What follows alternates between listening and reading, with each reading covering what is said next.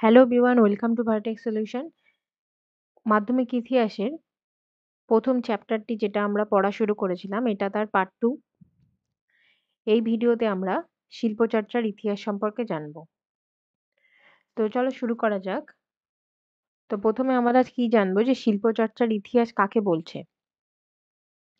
Actually যখন মানুষ কোনো শিল্প মাধ্যম তথা সঙ্গীত, নৃত্য, নাটক, চলচ্চিত্র এগুলোকে বেছে নিয়ে তার নিজের ভিতরের শক্তির মাধ্যমে বহিঃপ্রকাশ ঘটানোর চেষ্টা করে, তখন সেগুলোকে শিল্পচর্চা বলা হয়। এই শিল্পচর্চার উদ্ভব, বিবর্তন ও প্রভাব সম্পর্কে আলোচনাই হলো শিল্পচর্চার ইতিহাস। এই ইতিহাস চর্চার সঙ্গে যুক্ত গবেষকরা যারা ছিলেন তারা হলেন অবনীন্দ্রনাথ ঠাকুর, তপতী গুহ ঠাকুরতা, অশোক মিত্র, রিতেশ রঞ্জন সান্যাল প্রমুখরা। তো এই শিল্পচর্চার ইতিহাসের বিভিন্ন দিক সম্পর্কে আমাদের জানা দরকার। এই দিক হলো 4টি দিক থাকে। এক হলো সঙ্গীত, নৃত্য, নাটক ও চলচ্চিত্র। সঙ্গীত মানে গান। তো এই সঙ্গীতের উৎস হলো সামবেদ। এই সামবেদ হলো প্রথম সঙ্গীতের উৎস। তারপর আস্তে আস্তে বিভিন্ন সঙ্গীত সাধকের হাত ধরে আহ, বাংলার কিংবা ভারতের বিভিন্ন প্রান্তে এই সঙ্গীত ঘরানার সৃষ্টি হয়। সেই তালিকায় ছিল গজল, টপ্পা, ঠুংরি, এই সমস্ত, তারপর ভজন, এই সমস্ত বিভিন্ন টাইপের সঙ্গীত সৃষ্টি হয়। বাংলায় উদ্ভব হয়েছিল ভাটিয়ালি ঝুমুর, বীরেন্দ্র সঙ্গীত, নজরুল গীতি, অতুল প্রসাদী, বাউল ইত্যাদি। বাদ্যযন্ত্র হলো সঙ্গীতের একটা অঙ্গ।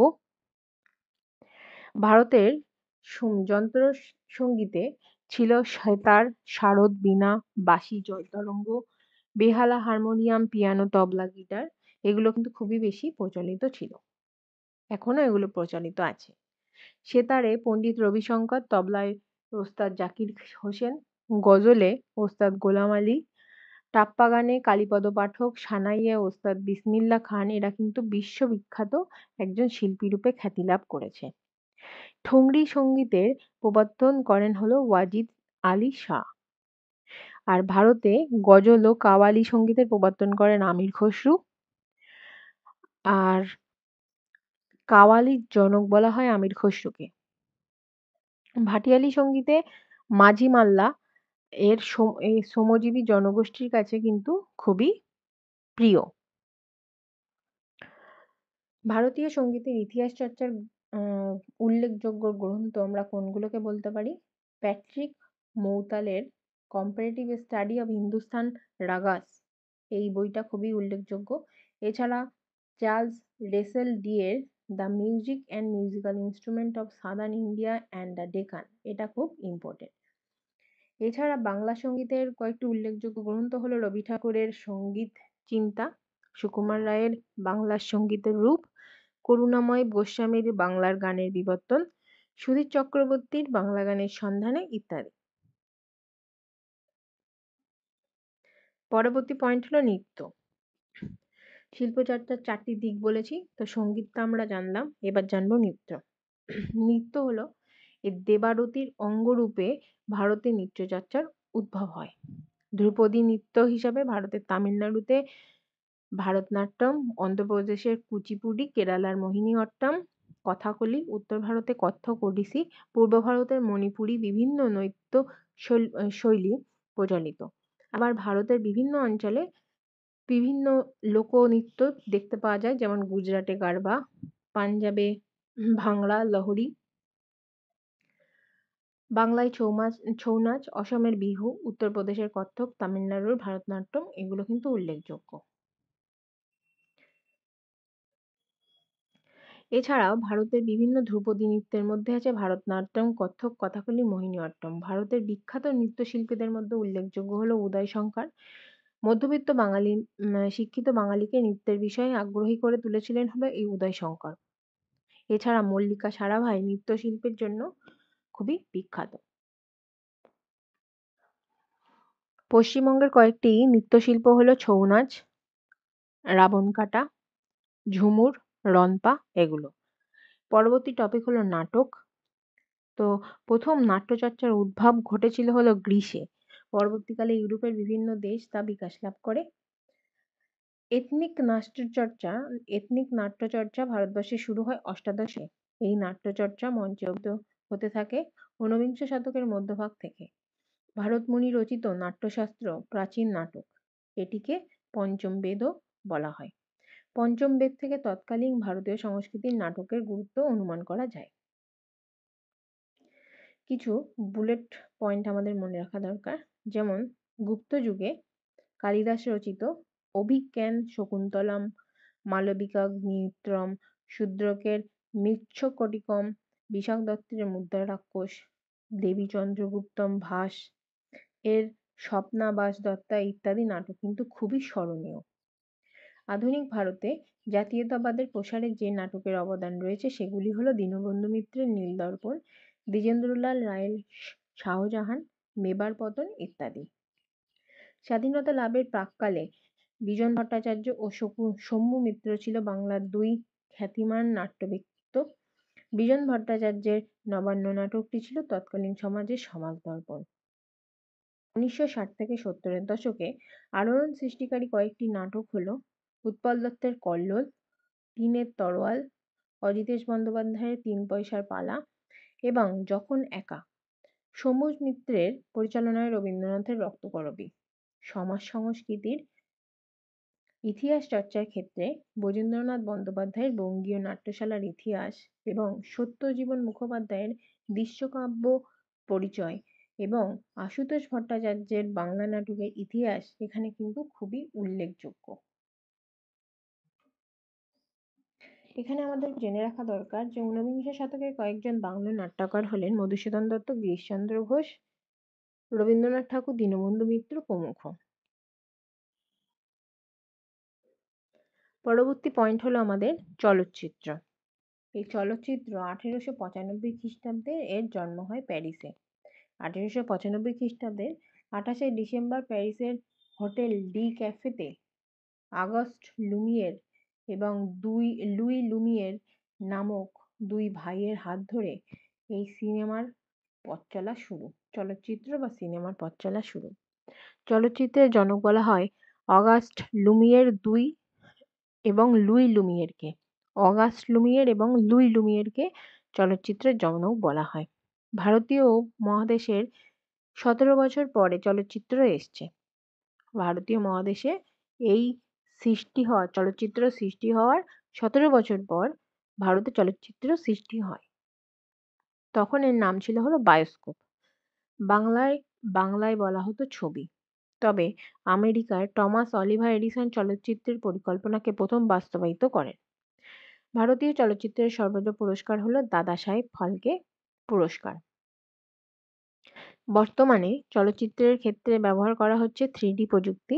ভারতীয় চলচ্চিত্র শিল্প পৃথিবীর মধ্যে দ্বিতীয় বৃহত্তম চলচ্চিত্র শিল্পের স্থান এখন নিয়েছে। ভারতীয় উপমহাদেশের প্রথম নির্বাক চলচ্চিত্র হলো দাদাসাহেব ফালকে নির্মিত রাজা হরিশ্চন্দ্র, যেটা 1913 খ্রিস্টাব্দে এই চলচ্চিত্র করা হয়। প্রথম বাংলা চলচ্চিত্রের নাম হলো বিল্বমঙ্গল। বাংলা ও হিন্দি ভাষায় নির্মিত প্রথম সবাক চলচ্চিত্র যথাক্রমে জামাই ষষ্ঠী, দেনা পাওনা এবং আলম আরা। এগুলো ভারতীয় চলচ্চিত্রের মাইলস্টোন বলা যেতে পারে। সত্যজিৎ রায় যুক্ত ছিলেন শিল্পচর্চা, ইতিহাস বা চলচ্চিত্রের ইতিহাসের পথে। সত্যজিৎ রায় ভারতের মুখ আন্তর্জাতিক চলচ্চিত্র উজ্জ্বল করেছেন। তিতাস একটি নদীর নাম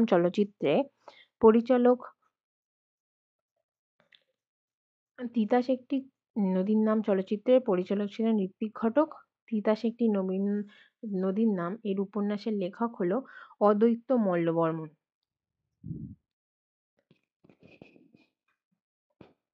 এরপর জানবো হলো দাদাসাহেব ফালকে।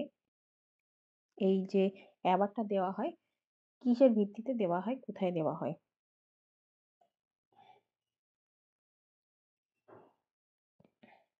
দাদাসাহেব ফালকে নির্মিত ও পরিবেশিত নির্বাক চলচ্চিত্র রাজা হরিশ্চন্দ্র প্রদর্শিত হয়েছিল 1913 খ্রিস্টাব্দের 21শে এপ্রিল ভারতের অলিম্পিয়া থিয়েটারে। ভারতীয় চলচ্চিত্রের গোড়াপতন হয়েছিল এই চলচ্চিত্রের মাধ্যমে। দাদাসাহেব ফালকের হাত ধরেই কিন্তু এই চলচ্চিত্রের গোড়াপত্তন হয়। দাদাসাহেব ফালকে হলেন ভারতীয় চলচ্চিত্রের জনক, তাই ওনার নাম অনুসারে এই অ্যাওয়ার্ডটা দেওয়া হয়।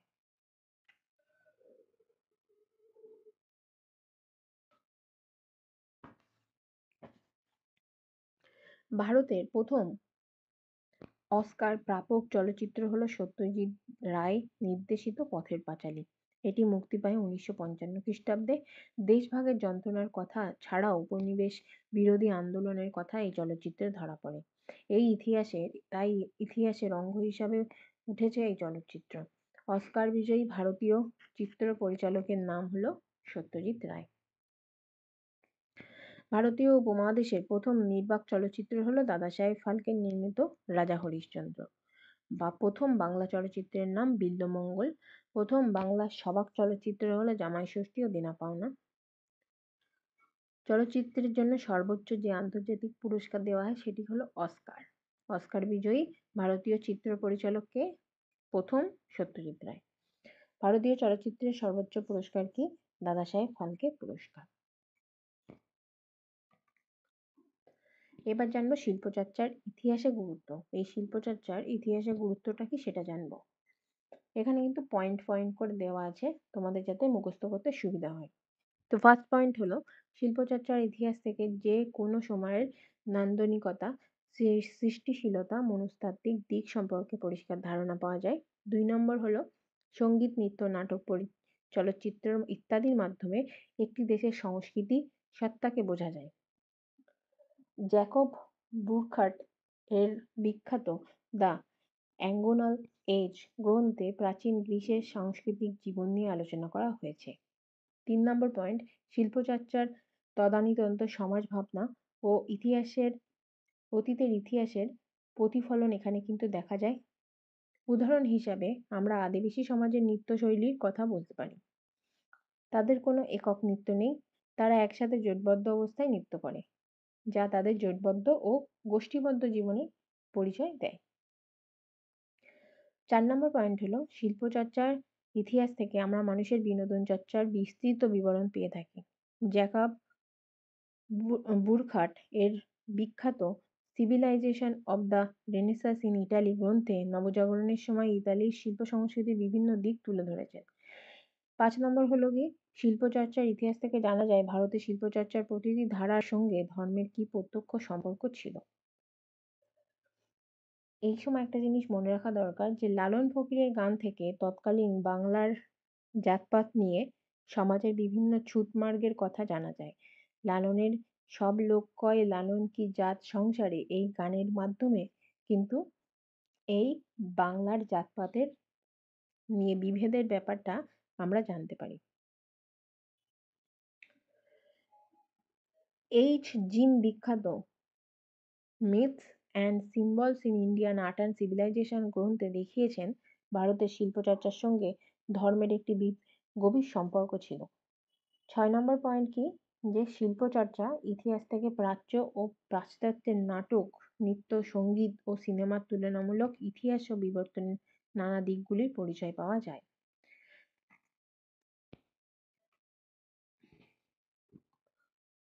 এর পরের পয়েন্ট হলো আমাদের শিল্পচর্চার ইতিহাস সম্পর্কিত বিভিন্ন গ্রন্থসমূহ যেগুলো মনে রাখতেই হবে। একেই বলে শুটিং। এই গ্রন্থটি সত্যজিৎ রায়ের লেখা। 100 বছরের বাংলা থিয়েটার শিশির কুমার বসুর লেখা। ভারতের নাট্য ঐতিহ্য